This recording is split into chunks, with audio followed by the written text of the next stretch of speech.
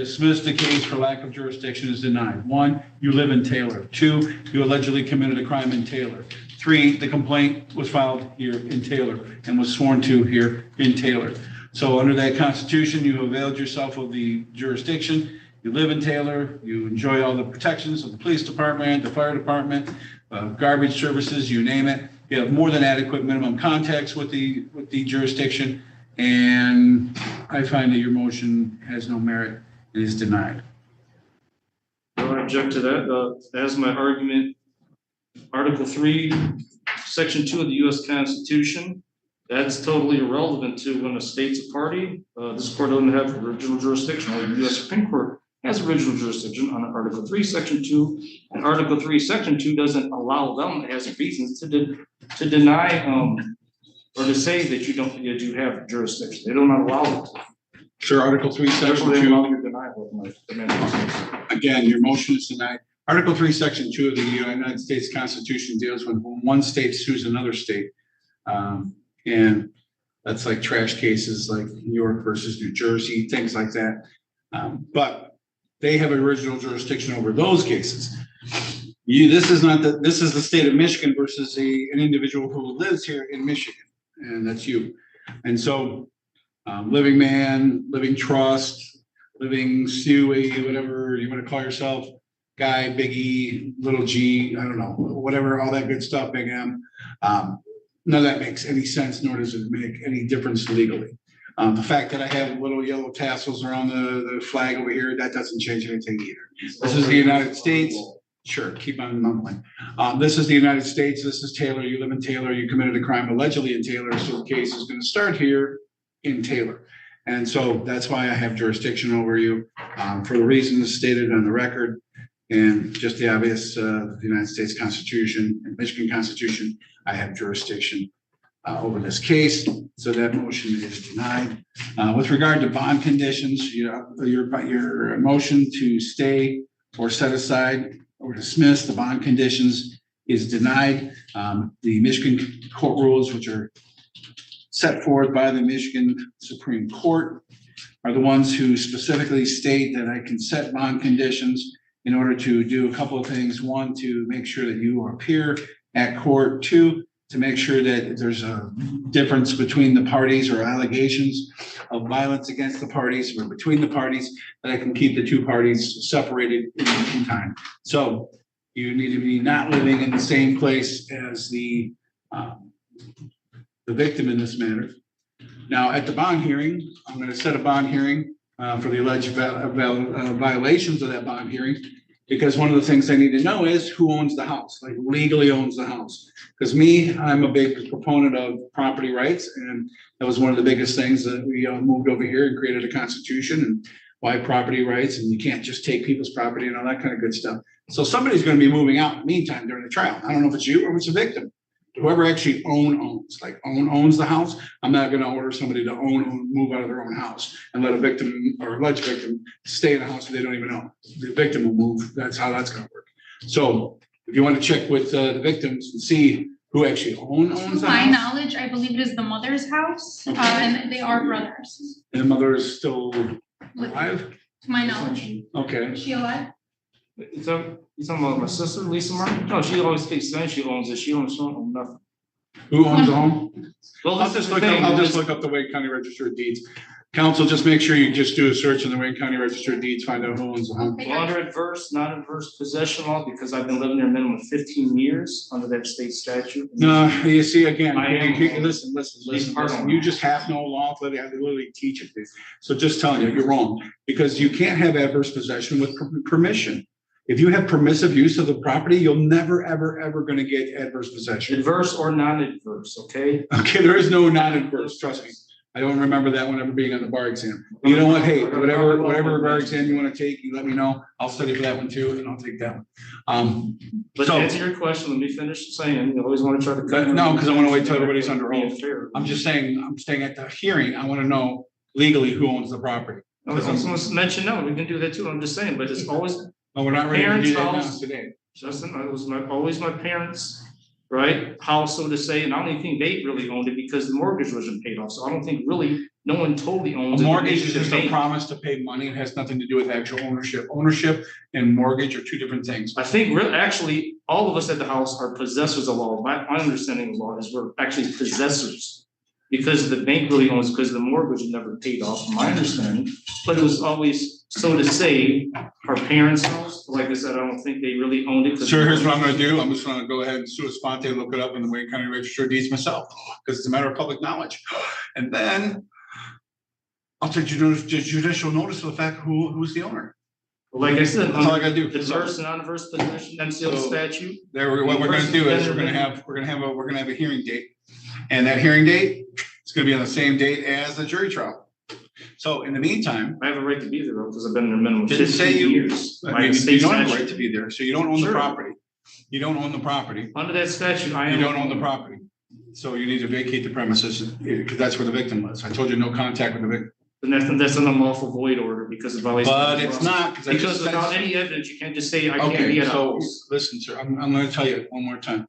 I'm not gonna sit here and argue with you. If you keep arguing with me in court here, I'm gonna hold you in contempt, because you're just holding up everybody else who's ready to go and proceed with their cases. And you just keep bringing up the same thing that isn't anything at all to bring up. I've already written my ruling on your motion. I've denied your motion. I told you that you can't live in the same house with the victim on a domestic violence case, when I told you you have no contact with the victim. And if you don't own the house, now, if you own the house, like actually own the house, like show me the deed that shows that you are the Wayne County Register of Deeds, that you're the owner, I'll make the victim move. Why? Because I'm not gonna kick somebody out of their own house. I'll make somebody will move, but it ain't gonna be you then. But you don't own the house. Okay, so, you're gonna need And I to have vacate the objections to that. premises. I have You're gonna need to objections that. vacate the premises.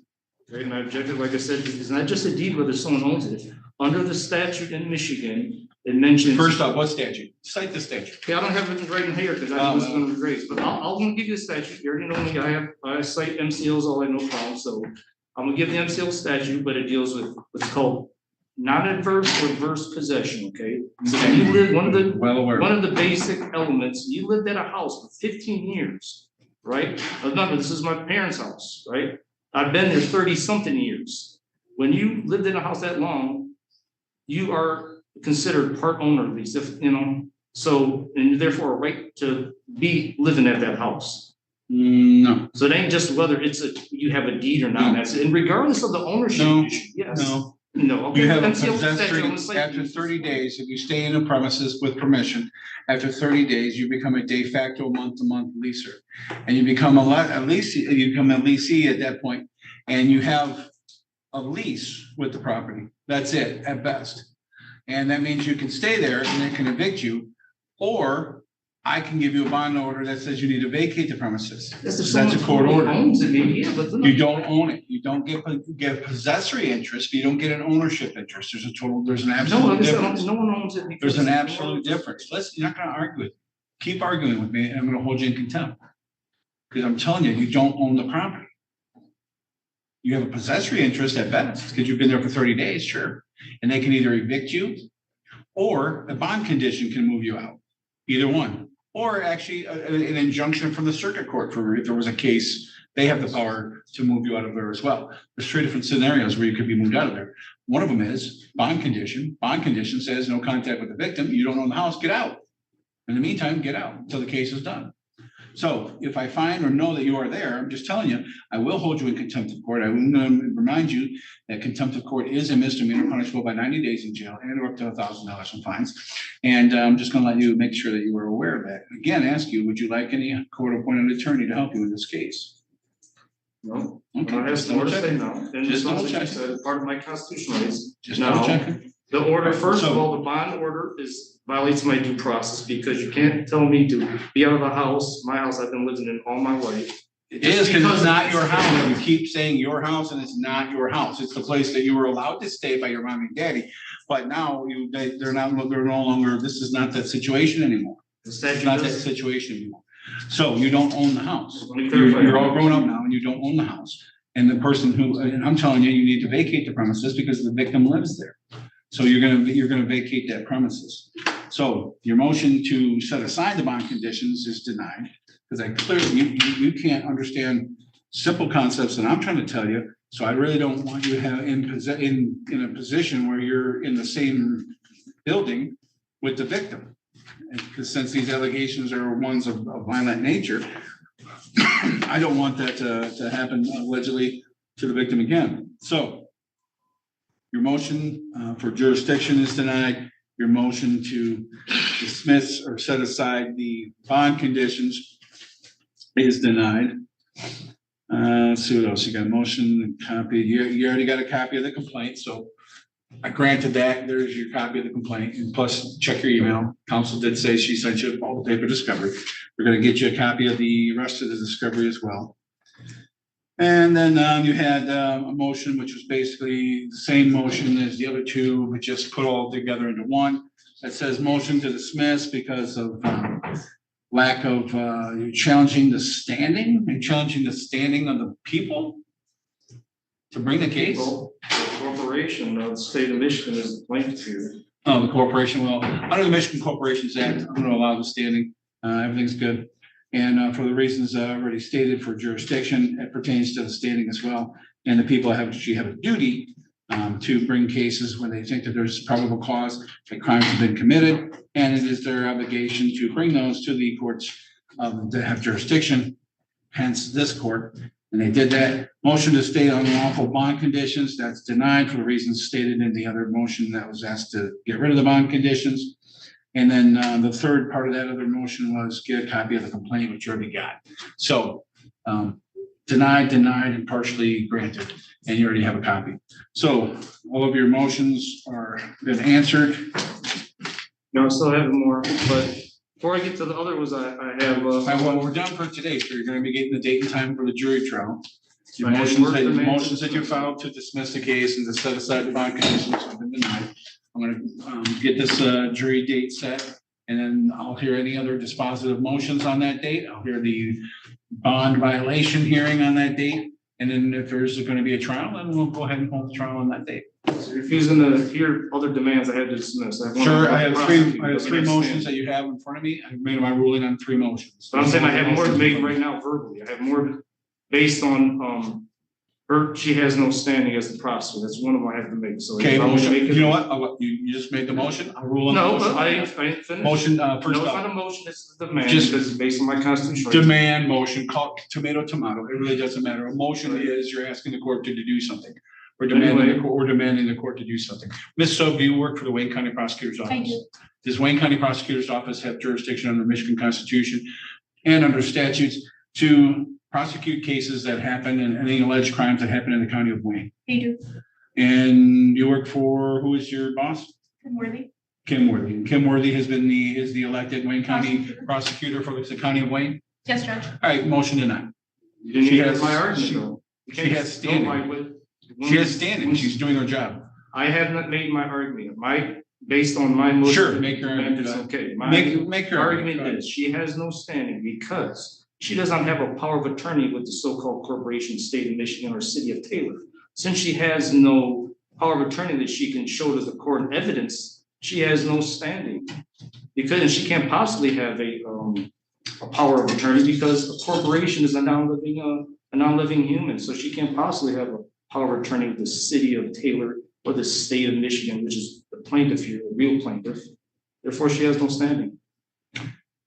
All right, after hearing your argument, I'm again denying your motion. Based on what? Based on what? Based on everything you said is all legal mumbo jumbo. It makes no sense whatsoever. Like literally, if you want to know the action, it has no basis in constitutional law. It has no basis in statutory law. The fact that you're saying that a prosecutor can't do her job, she's literally hired by Kim Worthy, who is the elected Wayne County prosecutor, who under the Constitution and Michigan statutes, criminal statutes, Revised Judicature Act, and the Michigan Constitution, all coming together to give this court jurisdiction to make rulings on any crimes that happen in this jurisdiction, which they have alleged that you have done. And you've got a copy of that complaint. And now they are sending their employee, okay? If you want to talk about agency, you want to talk about power of attorney, I don't need you. When I hire somebody as my employee, I send my employee and they have what's called a parent and actual authority. Could be both, could be either, doesn't matter. That means that they send that person who has such a parent authority to go and act on, wait a minute, on their behalf. And Kim Worthy isn't here right now. That's why she is an assistant prosecuting attorney. And she is here at the whim of and under the control of Kim Worthy, who is the prosecutor. Now that's a legal argument that's actually based in law. Okay. Yours was not based in any law that this court would ever recognize. You can represent humans, maybe, not corporations. I didn't know. I know you're a living man, you've said. I didn't know if you were a living man, and I didn't know if man was human. I didn't know which, I didn't want to be presumptuous. I didn't say human or anything like that. But I just know that you were a living man, you said. But the court does recognize that because, again, dead people can't sit in my chairs and talk. So your motion is denied. All right. And we're gonna get the court date for the jury trial in the mail, and that'll be for all the rest of the matters as well.